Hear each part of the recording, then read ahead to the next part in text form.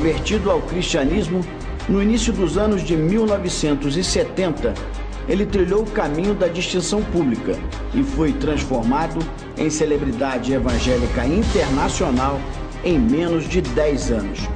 Ele já foi tratado pela mídia como o grande popstar presbiteriano brasileiro. Autor de livros de grande sucesso como Sem Barganhas com Deus, Livro no Divã de Deus, Família, Sombra e Luzes, O Caminho do Discípulo Além do Popular, Tá Doendo, ele também é conferencista em múltiplos idiomas e se apresenta como psicanalista clínico e pregador do Evangelho da Graça de Jesus. Nosso entrevistado de hoje é o mais polêmico dos pregadores do cristianismo no Brasil. Sucesso incontestável da internet com o seu site www.vemivtv.com.br, ele foi distinguido por personalidades como Leonardo Boff, o falecido humorista Chico Anísio e o escritor Paulo Coelho. Dono de opiniões surpreendentes, nosso entrevistado de hoje é o senhor Caio Fábio D'Araújo Filho, ou como é conhecido, Reverendo Caio Fábio. Boa noite, Caio Fábio, seja bem-vindo ao Hora Capital. Boa noite, é um prazer muito grande. Pastor Caio Fábio, é irresponsável o trocadilho segundo o qual se pode afirmar que as pequenas igrejas no Brasil são grandes negócios? Não, eu diria só que ele é excessivamente generalista, porque os grandes negócios, de fato, não estão nas pequeninas igrejas, mas nas grandes igrejas. De fato, são grandes igrejas, grandes negócios. Aí fica mais adequado. Embora também é preciso reconhecer que entre as pequenas igrejas, infelizmente, a maioria hoje em dia são grandes negócios para as pessoas que se servem delas. Mas não são os grandes negócios da religião, porque aí já acontece numa operação e num nível muito mais elevado, de grupos organizados na perspectiva industrial da exploração da fé e das crenças e, sobretudo, da ignorância humana. Então, simplificando, é isto. Caio, por que é que um país como o Brasil a fé prospera como uma indústria gerando patrimônio? Qual é a matéria-prima desse processo? A ignorância. A ignorância vem em primeiro lugar e tem o amparo, tem o fomento da presença do misticismo na cultura nacional. Além do misticismo cultural, que é inegável, tem também o espírito mágico, macunaímnico do brasileiro. O brasileiro não é trágico dizer, porque não é irreal, embora seja triste que assim seja, que o brasileiro carrega um espírito macunaíma significativo e que vem carregado de magia nas soluções. São desejos de que o sucesso aconteça pela via de algum advento mágico na existência. A expectativa da magia está presente na cultura brasileira em tudo, do futebol, do carnaval, a qualquer outra manifestação, inclusive política. O Brasil é governado por intuições mágicas, são políticas praticadas a partir de expectativas narcisístico-carismáticas que involucram o indivíduo na impressão de que ele é um ente imantado por uma designação, por uma predestinação, por uma magia salvadora. Tudo aqui acontece na base desse tipo de perspectiva, de percepção, de sentimento. Pois bem, No que diz respeito à fé popular, isso está absolutamente mais carregado do que em qualquer outro lugar. De modo que os grupos que prosperam são os que justamente trabalham com as categorias da exploração do elemento mágico.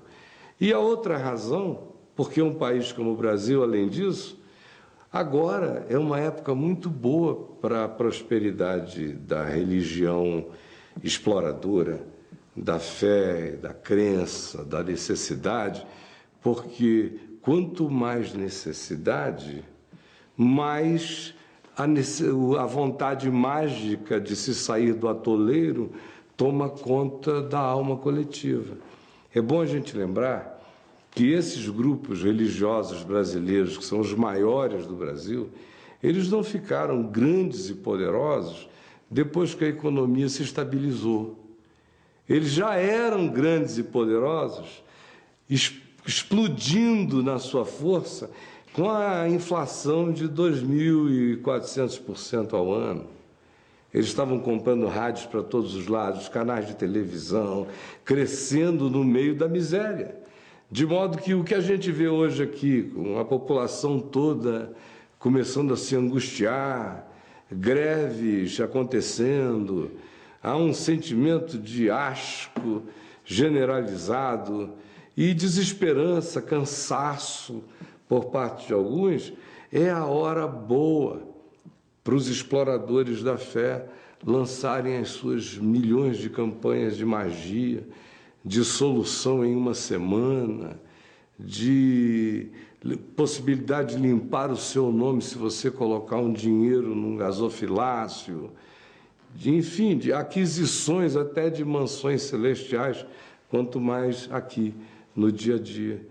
Nós somos a nossa própria sentença como nação. Por que o Brasil é um país tão explorado?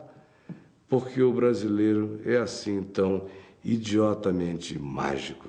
Caio, na sua resposta, você fez referência à ignorância das pessoas como matéria-prima desse processo de industrialização da fé. E quanto às pessoas que se aproveitam da ignorância das outras pessoas? Essas pessoas, elas entram nesse processo de industrialização da fé com objetivo mercantil ou elas se mercantilizam no processo? As duas coisas. Há aqueles de uns anos para cá, especialmente eu diria de uns 20 anos para cá, há aqueles, e todo mundo precisa saber disto, há aqueles que já entram sabendo que a questão não tem nada a ver com sinceridade, conversão, entendimento, paixão honesta pela palavra e pelo Evangelho. Há um grupo de 20 anos para cá que já entra como quem opta por uma franquia, por um negócio, por um ramo, por um nicho, enfim, é absolutamente mercadológico. Não é à toa que são pessoas já experientes no negócio do camelô, na coisa da prestidigitação em praça pública. Em geral, é aí que essas pessoas são chamadas, são convocadas, são encontradas e recebem a proposta de entrarem no negócio. No entanto, antes de há 20 anos atrás, acontecia diferente. O indivíduo entrava ignorante, porém sincero no processo. O processo inteiro era estapafúrdio. Mas o que o levou ali foi sincero e foi honesto. Ele estava angustiado, propuseram paz, ele creu. Ele estava aflito, perdido, viciado, condicionado, desesperançado.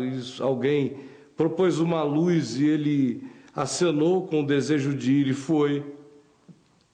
No início, você via a ignorância prevalecer sempre, mas ela era acompanhada de honestidade por parte dos ignorantes que pregavam e dos ignorantes que recebiam. Havia minimamente afeto honesto na proposta. Depois de um tempo, foi nítida a virada. Ela começou a acontecer de maneira geral do início dos anos 80 para frente. Até a década de 70 você ainda lidava com a ignorância honesta. Dali para frente, os ignorantes honestos foram ficando espertalhões malandros. Foram se corrompendo e corrompendo geração após geração e corrompendo aqueles que também os seguiam, de modo que tudo só tende a ficar pior. Como diz o profeta Oséias, no capítulo 4, versos de 4 a 6 do seu livro no Velho Testamento, fazendo um diagnóstico de Israel num momento parecido como este, ele diz: porque assim como é o povo, assim é o sacerdote, e assim como é o sacerdote, assim se torna o povo. De modo que sua pergunta é respondida. Hoje em dia, há aqueles que entram com sinceridade e se corrompem logo no processo, e há aqueles que já entram corrompidos, porque o processo em si é podre. Pastor Caio, gente muito qualificada faz críticas ferozes a segmentos evangélicos e, sobretudo, a esse processo de mercantilização. E atribui essa mercantilização, a esse comércio da fé, ao fato de que a legislação brasileira permite isenções e até renúncia fiscal. Qual é o seu ponto de vista sobre esta forma de entender o processo? Eu não digo que ele seja o único, mas ele estimula. Não está longe de ser o estímulo mais forte, porque existem 1000 modos de se lavar dinheiro numa igreja com isenção ou sem isenção. De modo que a isenção facilita, estimula, é um adendo à lavagem, é uma facilitação a mais. Existem grupos sinceros, honestos, que são, infelizmente, hoje em dia já poucos, que no passado, quando se criou, ou as isenções foram propostas e, enfim, legisladas desse modo, é porque, em geral, se estava lidando com grupos de filantropia, de misericórdia, de assistência à necessidade humana. Foi por essa razão. Mas isso passou. Esse tempo acabou faz muito tempo, infelizmente. Então, por exemplo, olha que todo mundo me conhece a vida inteira, conhece as minhas posições. Alguém se aproximar de mim e fazer uma proposta do tipo lave dinheiro para mim, o cara tem que ter uma ousadia extraordinária.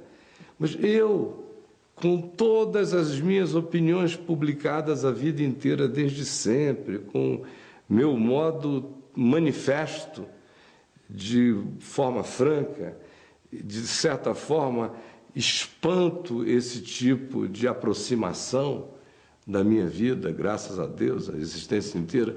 Já fui objeto de propostas do tipo: olha, fique aqui com a gente nos Estados Unidos, nós vamos colocar o senhor num templo para 3.000 pessoas que nós compramos aqui em Boynton Beach, com estacionamento para centenas de carros. Vamos colocar o senhor em rede nacional de televisão da costa leste a oeste, no país inteiro. A única coisa que a gente quer é que o senhor lave um dinheiro para nós, o senhor fica com 30%, devolve o resto. Foi nos Estados Unidos da América, onde a fiscalização é muito mais séria. E você veja a cara de pau. Neste país, a mesma coisa já me aconteceu algumas 6, 5, talvez 7 vezes. Nesse nível de explicitude, de insinuações, toda hora. Agora, imagine o que está acontecendo por aí. Aqui mesmo, nesta cidade, de onde eu falo agora, neste momento, eu sei de pessoas que são riquíssimas e que têm igrejas, 15 igrejas, 20 igrejas, 22, 25, só para esta finalidade. São lavanderias. A isenção é uma contribuição a essa factualidade, apenas isso. Pastor Caio, até pela existência desse tipo de comportamento comercial relacionado à fé, muita gente não acredita em Deus e nega mesmo a sua existência. E quase sempre o argumento é de que Deus não existe, porque, afinal de contas, tem tanta guerra, não é? Temos aqui a desgraça humana dos refugiados na Europa. O que você diria para essas pessoas que não acreditam na existência de Deus?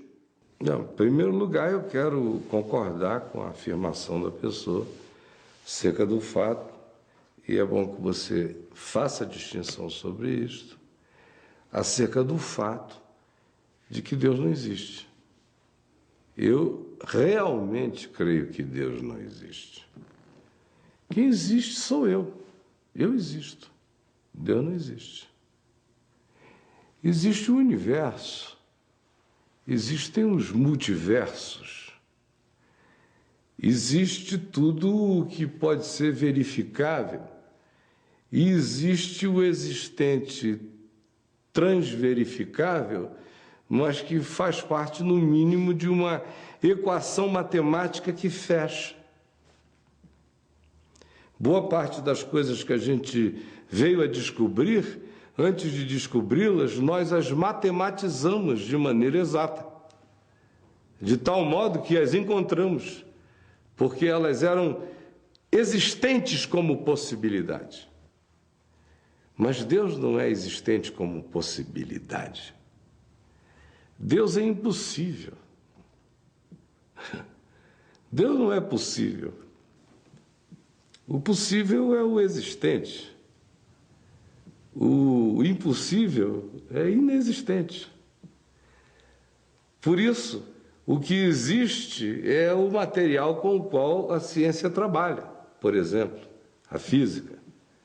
Ela só pode ser ciência se ela trabalhar com aquilo que possa, enfim, para além de uma teoria, ser materializável, como o bóson de Higgs, que existiu como uma possibilidade teórica há muito tempo, só encontrou seu caminho de verificabilidade e factualidade há muito pouco tempo atrás. No entanto, o bóson de Higgs existe. Deus não. Deus nunca será provado.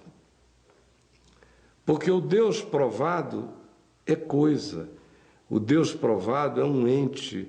O Deus provado é uma criatura. O Deus provado é uma finitude.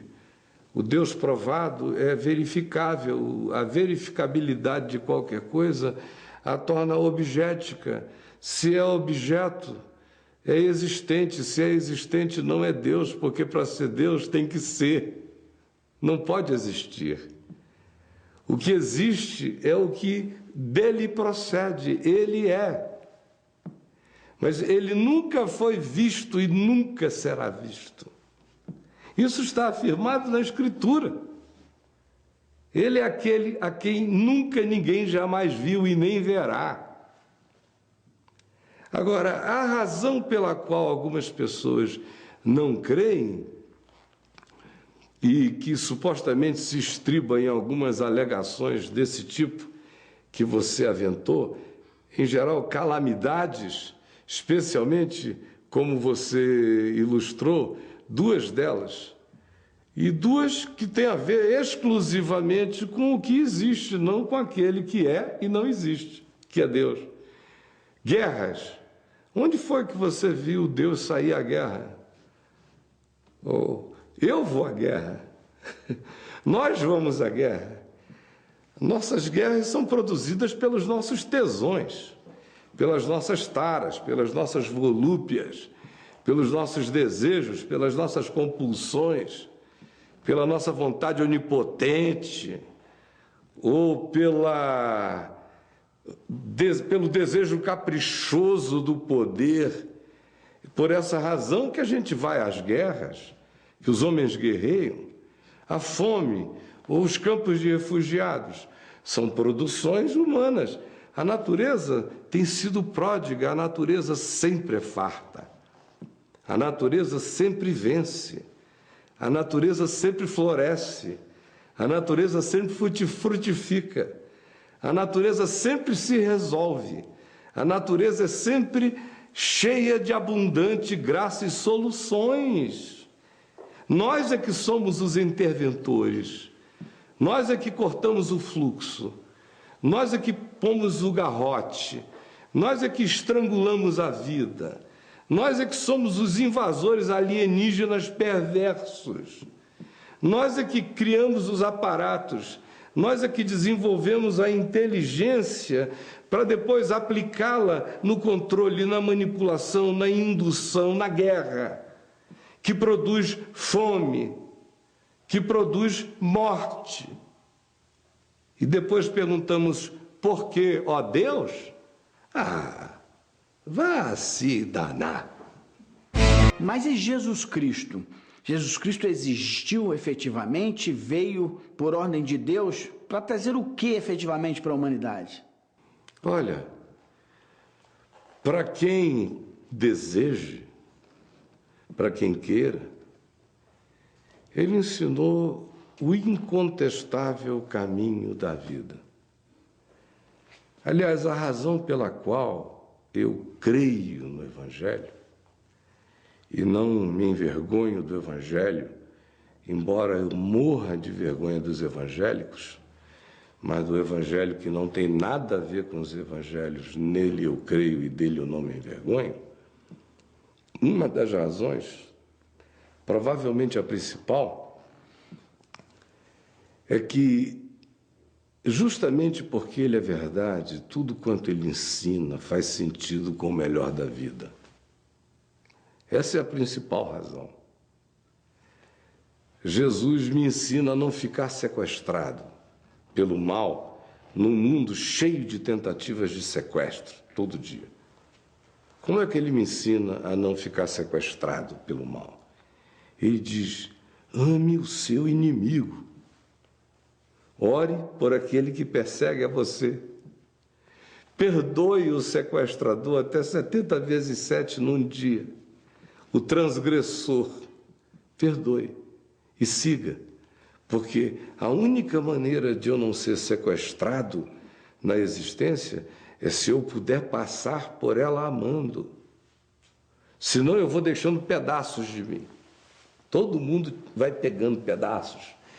São muitas propostas de briga, são muitas guerras, são muitas mãos puxando, é muito puxavanco, é muito desvio do caminho para lá, para cá, é muita provocação que faz a gente parar, faz a gente esquecer de para onde estava indo, só porque um maluco interveio no fluxo suave e sereno do nosso desejo de paz e a gente permitiu a entrada do louco como sócio da nossa existência. Por quê? Só porque eu não fui capaz de virar a página, de perdoar, de dizer para aquele que é inimigo, Deus te abençoe, e seguir meu caminho. Não permitir-me ser detido por qualquer que seja a intervenção de qualquer outro, só é possível quando eu faço o trajeto de amor, misericórdia, perdão, busca de paz acima de qualquer outro bem na vida. É quando o meu caminho não é desviado, eu sigo o fluxo da minha vida. Do contrário, se eu não tenho a certeza desse poder, dessa força e desse bem que será realizado, eu vou sendo parado por todas as outras circunstâncias. Aí você me perguntou, e o que ele veio trazer? Ele veio me ensinar a passar por essa existência da melhor forma possível. E o que ele ensinou é absolutamente verdadeiro, porque quem quer que tenha dado o passo de andar no espírito do ensino dele de verdade, prova e conhece o melhor da possibilidade da paz na existência. Tudo mais que eu poderia te dizer cai naquela categoria questionável. Tipo, se você estivesse perguntando a alguém com fixações teológicas e apologéticas de defesa da fé aqui, a primeira resposta é: a historicidade da ressurreição de Jesus me prova que o que ele veio fazer neste mundo era verdadeiro, porque ninguém antes ressuscitou, e a ressurreição dele foi historicamente um fato absolutamente abalador de estruturas e de consciências, e não eram pessoas mentirosas, e não foi uma alucinação coletiva, e foi um evento testemunhado por centenas de pessoas durante 40 dias. Ele era capaz de se oferecer à palpabilidade, à tangibilidade, à conversa, à ingestão de alimentos enquanto ele atravessava paredes. Mas não. Eu sei que o que Jesus ensinou é verdade, porque quando eu pratico, é verdade. É por isto. É fato que o cristianismo não chegou para todas as pessoas. A confissão na fé cristã não é uma unanimidade. Mas é fato que muita gente deixa de buscar a fé cristã em razão de tabus excludentes. E entre esses tabus que excluem pessoas, destaca-se a questão da dificuldade de segmentos cristãos com o homossexualismo, com a homossexualidade. Isso em pleno século XXI, até mesmo o Papa Católico, o Papa Francisco, já deu sinais de que admite a tese da união de pessoas do mesmo sexo. E na contramão da história, ainda a resistência de segmentos evangélicos, como, por exemplo, na palavra de pastores como o Silas Malafaia, que faz uma crítica violenta, agressiva contra o homossexualismo e a homossexualidade. Porque ainda existe essa resistência de segmentos evangélicos ao homossexualismo e à homossexualidade? Porque ele é uma pessoa religiosa, que representa um segmento religiosíssimo, uma espécie de ISIS cristão, evangélico, pentecostal, daquele tipo de linha, daquele tipo que no mundo islâmico geraria um Hamas, geraria um Hezbollah, geraria um Talibã. Do lado de cada terra gera essa malafaíce. Outra coisa é que, antes de tudo, eu gostaria de distinguir a diferença entre homossexualismo e homossexualidade. O homossexualismo é uma ideologia, que, como ideologia, a meu ver, não precisa ser combatida, mas precisa ser identificada como ideologia. Uma ideologia extremamente hedonística, mas é uma ideologia. Ela não sai por aí fazendo o pinto se transformar em AR-15.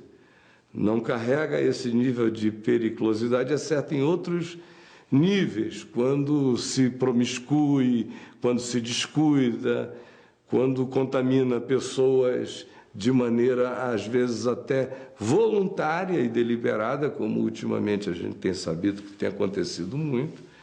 Mas o homossexualismo é uma coisa, é movimento, se organiza, tem logotipo, faz marcha, advoga uma causa, quase que gostaria de converter o mundo inteiro neles próprios.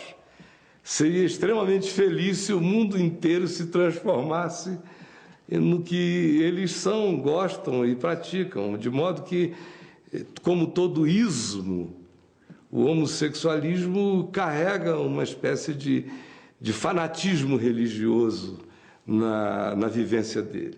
Já a homossexualidade é uma condição que toma conta de uma quantidade enorme, um percentual significativo da população, historicamente falando, sempre girou em torno de 8% a 10%. Em tempos de moda como o nosso, aumenta um pouco mais, porque aí tem gente que entra na onda por causa do homossexualismo, não por causa da homossexualidade, que é uma condição, de modo que essas duas coisas precisam ser distintas. A terceira coisa que se tem que falar é que a razão pela qual um cara que você fez ser exemplificado nas posições do Silas Malafaia, que representa um contingente extremamente maior de pessoas com a mesma cabeça, com a mesma atitude, é porque eles leem a Bíblia da loucura. A Bíblia é uma entrada de milhões de insights que podem ser de qualquer natureza. A Bíblia é a mãe de todas as grandes heresias ocidentais e orientais, foi a Bíblia.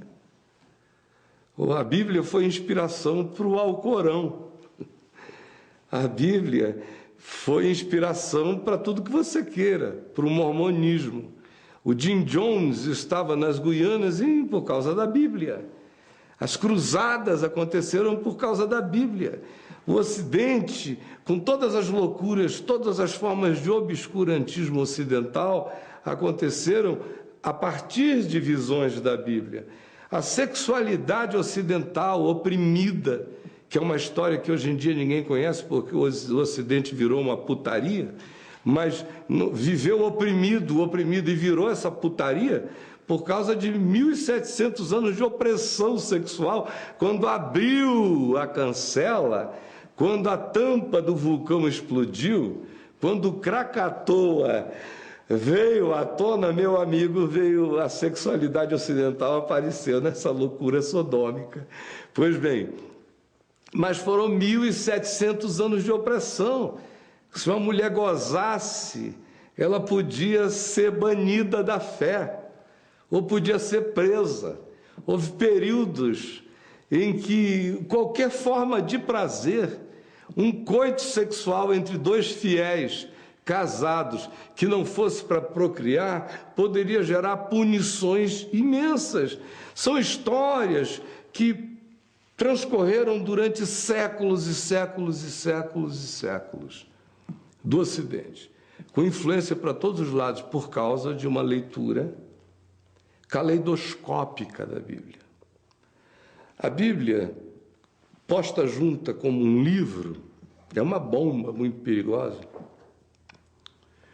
porque você pode abrir no livro de Levíticos e dizer: se um homem deitar com outro homem, assim diz o Senhor, que seja levado para a porta da cidade, sejam ambos apedrejados até a morte. Está escrito na Bíblia. Por outro lado, Jesus está na Bíblia. O Novo Testamento está também na mesma Bíblia, entre capa e capa. Na Bíblia da organização dos livros feita pelos cristãos, que sanduicharam o Novo Testamento dentro do livro judaico. Aí o cara pega aquilo ali e não conhece o livro.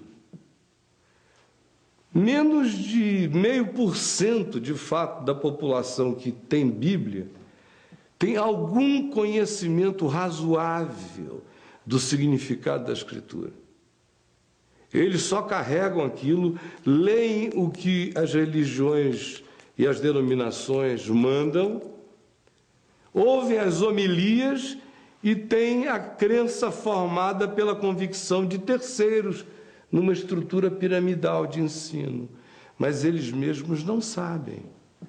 De modo que, se ele for alguém que frequente uma reunião do Leonardo Boff, ele vai se tornar um cara extremamente mais humano, mais sensível, mais generoso, mais carinhoso, mais compassivo. Não é porque ele necessariamente passe a conhecer a mensagem da Bíblia, é porque ele está sendo mentorado por uma pessoa assim, boa, generosa, compassiva e humana. Então, pelo convívio, ele ficou melhor. Mas se ele estiver sendo pastoreado ou mentorado por um indivíduo que passa a ser o intérprete autorizado da Bíblia para ele, a quem ele vai ouvir para aprender, e essa é a referência dele, a população vai enlouquecendo conforme os megafones gritantes e nervosos e histéricos desses senhores. E por que que eles são assim? Porque a Bíblia é mais central para eles do que Jesus. O livro, a Bíblia, chamada por eles de a Bíblia Sagrada, é maior do que Jesus na cabeça deles. Porque Jesus está dentro da Bíblia. Então a mente é do tamanho de um livro.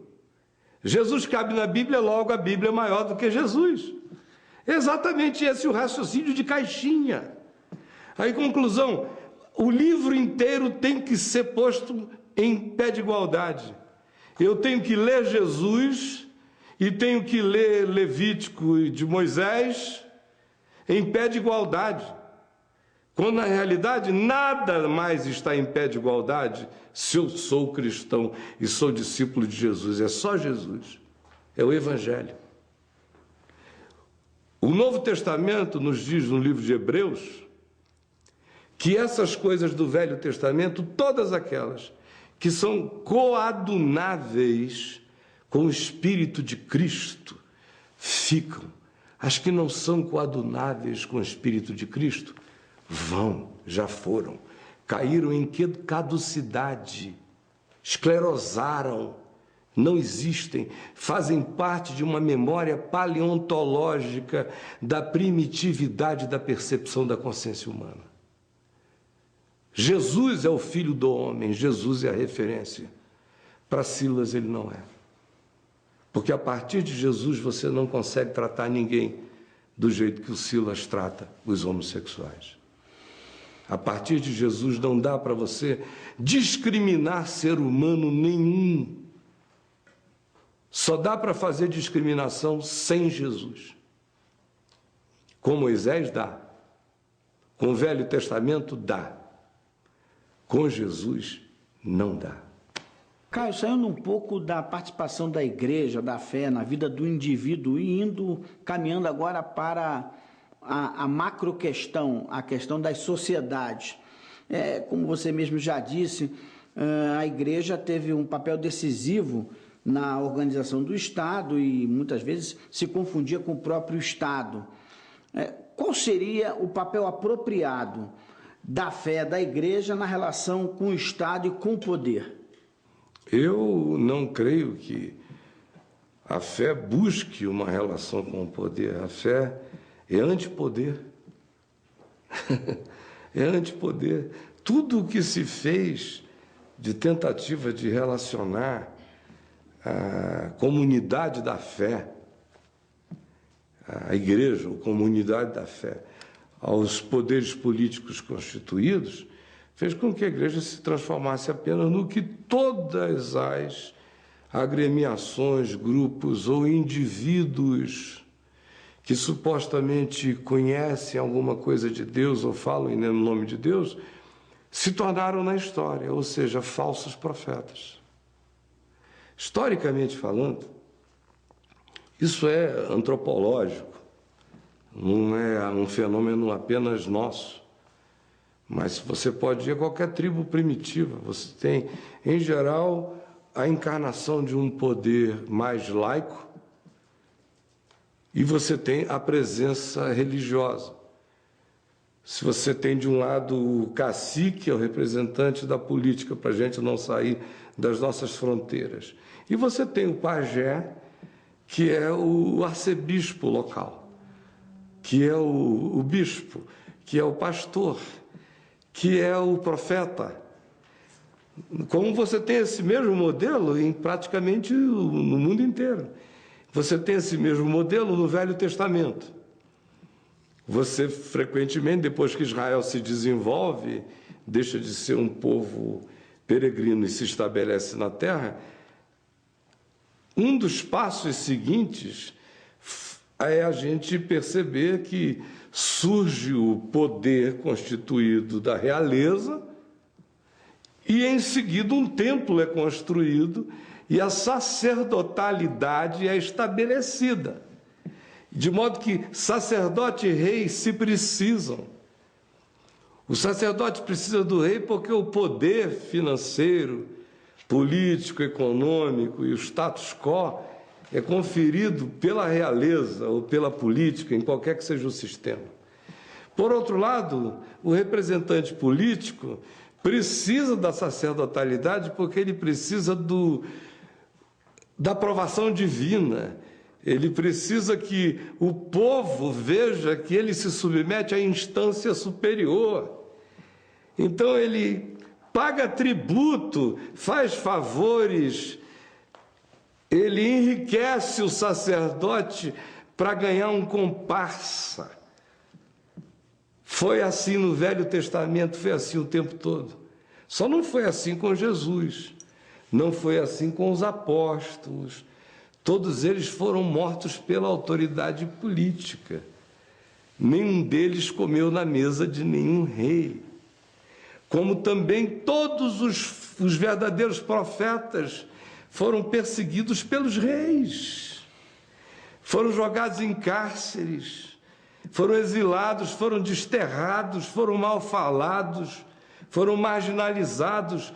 E os reis diziam: esse não fala de mim o que me agrada. Colocados de fora. Para a gente não ir muito longe, ficando só no cristianismo. O cristianismo, meu Deus, surgiu há 1.700 anos atrás, mais ou menos, por uma cooptação do Império Romano, do imperador Constantino, que cooptou um grupo de bispos e encheu-os de favores, de isenções, de regalias.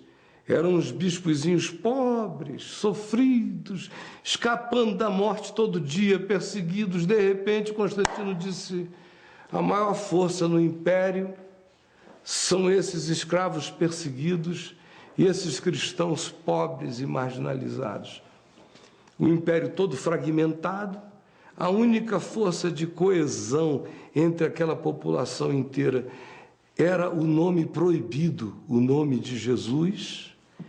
Ele, do dia para a noite, conseguiu chupar para dentro do buraco negro da política esse povo todo, cooptando os bispinhos, que não eram eminências pardas de nada, eram servos simples e pobres e amorosos do povo, que em menos de 20 anos já estavam todos completamente corrompidos, totalmente absorvidos. E o que ele fez foi chamar a igreja para abençoar o Estado. E ele cobriu a igreja com essas bênçãos de prosperidade material. Assim surge o cristianismo. Tudo que a gente tem daí para frente é cristianismo. Antes disso, você tinha o movimento de Jesus, que continua na marginalidade até o dia de hoje. Mas o cristianismo é o que conta a história oficial dessa fé que foi cooptada para todas as necessidades políticas possíveis.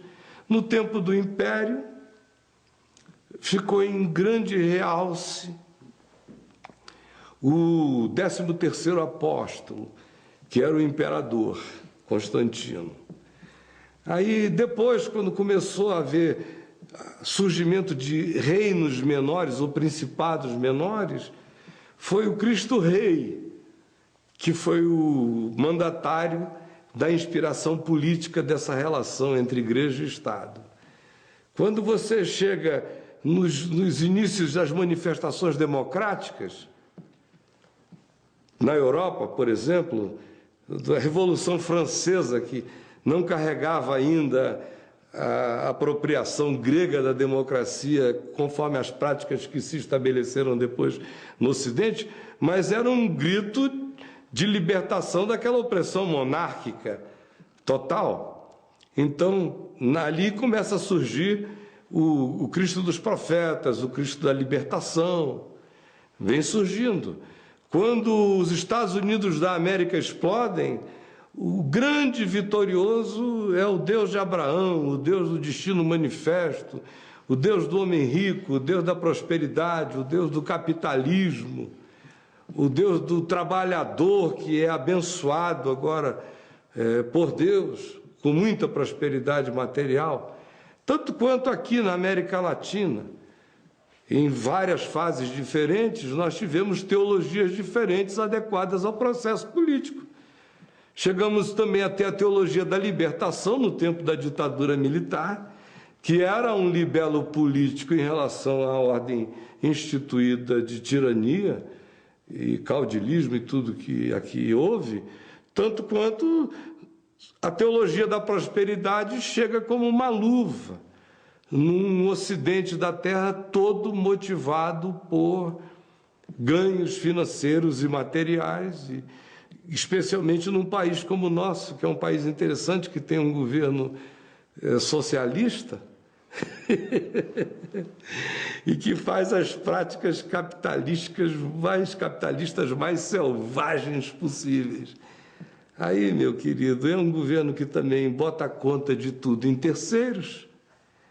É um casamento perfeito com uma igreja que bota a culpa de tudo em terceiros também, especialmente no diabo.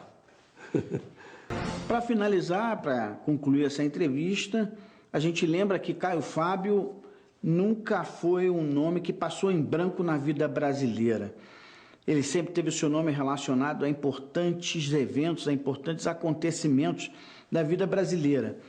E existem várias versões sobre o Caio Fábio. E a gente quer aproveitar a presença do próprio pastor Caio Fábio aqui em nossos estúdios para perguntar: quem é Caio Fábio? Eu sou um indivíduo que tem convicção que nasci com o propósito de pregar o Evangelho na terra. Eu não tenho a menor dúvida disso.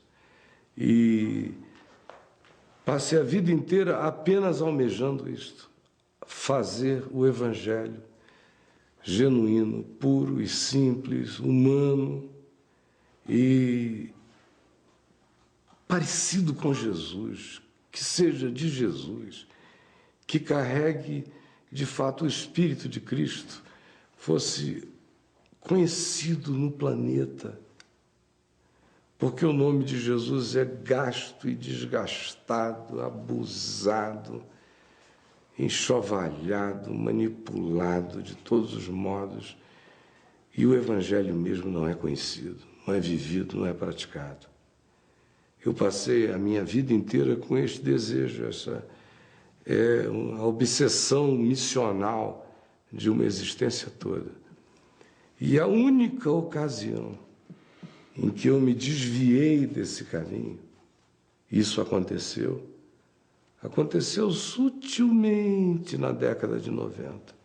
Eu nem notei, eu nem percebi, porque eu continuava fazendo as mesmas coisas, pregando o Evangelho do mesmo modo, para todo mundo, era a mesma mensagem, era a mesma vontade de atitude. E eu nem percebi que devagar o coração foi entortando. De repente, aquele menino de Manaus, que só queria e tinha se tornado um homem, apenas e simples e apaixonadamente comunicando o Evangelho e manifestando as obras simples do Evangelho, estava começando a ficar encantado com outras panaceias. Isso durou uns 5 anos na minha vida.